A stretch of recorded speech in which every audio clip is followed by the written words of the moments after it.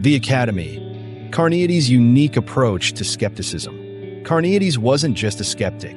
He was also a profound thinker on issues of justice and knowledge. One of his most famous contributions was his embassy to Rome in 156/5 BCE, where he delivered two speeches on justice, one in favor and the other against it.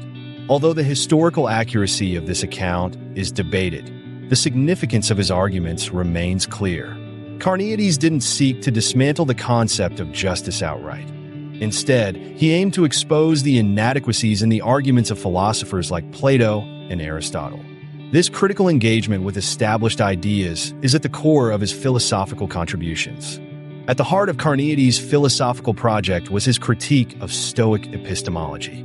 The Stoics, particularly thinkers like Chrysippus and Diogenes of Babylon, had revised Zeno's epistemological views, positing that certain cognitive impressions could serve as a reliable criterion of truth.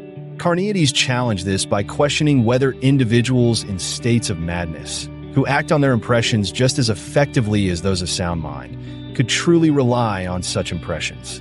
This critique called into question the Stoic claim that cognitive impressions are inherently superior and more reliable than other types of impressions. Furthermore, Carneades explored whether a wise person could always differentiate between similar objects, a discussion that delved into how wisdom influences perception and action. Through this, he exposed the deeper nuances in the Stoic claims about knowledge and judgment, suggesting that the existence of cognitive impressions does not guarantee clarity or superiority in action. While rooted in the skeptical tradition of Arcesilaus, Carneades introduced his own epistemological criterion known as the Pythanon, or the persuasive. This criterion is based on the persuasiveness of impressions, which Carneades categorized into three levels. 1. For everyday matters, skeptics should adhere to impressions that seem persuasive. 2. For more significant issues, these persuasive impressions should not only appeal, but also be consistent and undiverted, meaning they should align harmoniously with surrounding impressions. 3. In matters contributing to happiness, skeptics should accept impressions that are persuasive, undiverted, and thoroughly examined. To illustrate, consider a skeptic searching for a rope in a dimly lit room. Before concluding that the object is a rope, they must comprehensively inspect it to ensure it's not something else, like a snake.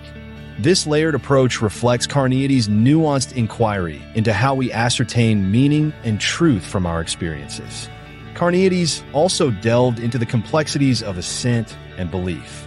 He introduced the concept of approval to differentiate it from the conventional notions of assent as endorsed by the Stoics. Approval, according to Carneades, involves a type of adherence that does not imply the existence of belief in the strict sense understood by the Stoics. His disciples debated whether this approval constituted a valid form of belief, highlighting the ongoing complexity of Carneades' ideas.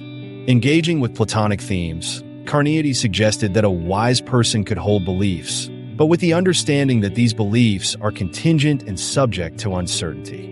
This perspective echoes Socrates' argument in Plato's works, where he criticizes the expression of beliefs without knowledge. However, Carneades' stance might suggest a more flexible approach, where hypothesizing beliefs serves as a starting point for knowledge acquisition. Carneades' contributions bridge ancient skepticism with the systematic inquiries that would define later philosophical traditions.